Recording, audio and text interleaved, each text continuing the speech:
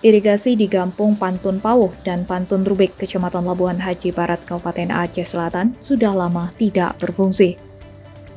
Warga Gampung Pauh, Nasri, mengatakan akibat tidak berfungsinya irigasi tersebut, warga sudah 7 kali gagal tanam karena kekeringan. Nasri menjelaskan luas lahan yang ada di Gampung Pantun Pauh sekitar 27 hektar, namun hanya setengah yang terdapat air, sedangkan sisanya mengalami kekeringan.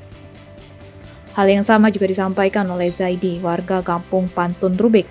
Menurutnya dengan luas lahan yang ada di kampungnya yaitu sekitar 37 hektar, hanya 20 hektar yang terdapat air, sementara sisanya 17 hektar lahan terbengkalai.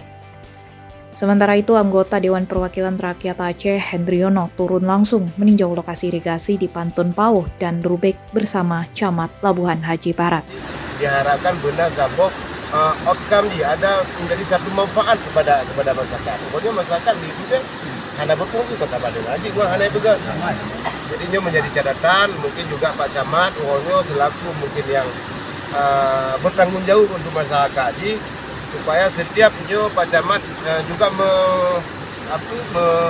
melihat langsung Pak Camat kan. Jadi sayang peng mungkin habis pada waktu tidak, tapi hanya berfungsi sehingga masyarakat.